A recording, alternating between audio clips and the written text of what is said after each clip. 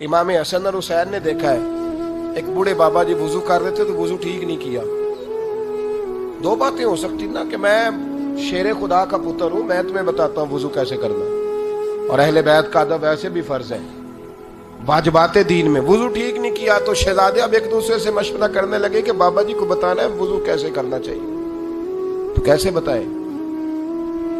हमारे यहाँ अल्लाह खैर करे, खुदा खैर करे, किसी को पता चल ना जाए मसले का।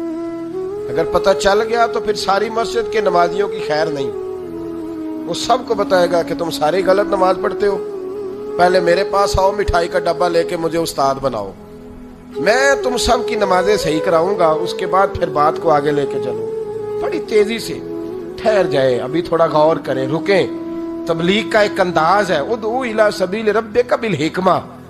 जब किसी को रब की तरफ बुलाना है तो जरा दानाई के साथ बुलाना है, हिकमत के साथ बुलाना है। हसनैन करीमैन बैठे, अब दोनों भाई आपस में उम्र कितनी है? 7.5 साल 8.5 साल। मुशावरत हो रही है कैसे बाबा जी को बताना है। अब बात तय हो गई, आंखों आंखों में तरीका वज़ा कर लिया तो हजरत इमाम हसन फरमाने लगे, बाबा जी माशाल्लाह आपको वुजू करते देखा है, जरा हम दो भाई भी वुजू करने लगे, जरा देखिएगा भला किसका सही है,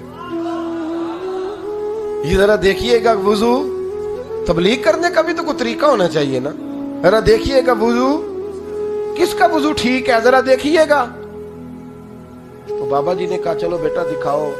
वुजू किया दोनों शहजादों ने। ये शहजादे हैं ना, और ये वो शहजादे हैं जो कयामत में जन्नती जवानों के सरदार बनेंगे। क्या रंग है, क्या अंदाज है। वुजू किया तो जब वुजू मुकम्मल हुआ तो बाबा जी ने उनको वुजू कर रहे हैं, वो तकरीर नहीं सुना रहे, वो शेर नहीं सुना रहे, कोई रिकत वाली। उन्होंने वुजू किया, जब वुजू मुकम्मल हो गया तो बाबा जी रो पड़े और चलने लगे। तो इमाम हसन फरमाने लगे, बाबा जी कहाँ जा रहे हो, जरा रिजल्ट का ऐलान तो कर दो। तो बाबा जी कहने लगे, पुत्र तुम दोनों को ही ठीक है, मेरा ही नहीं ठीक था, आइंदा से सही किया करूंगा। मुझे समझ आ गई है ये तरीका है रसूलुल्लाह के खानदान, ये नबी करीम के खानदान का। हमारे यहाँ किसी बुजुर्ग को जब मशवरा देना हो ना, आपने ये बात याद रखनी, किसी बुजुर्ग को मशवरा देना हो तो डायरेक्ट नहीं देना चाहिए, ये मना है। पता है आपको? तवज्जो है मेरी बात पर?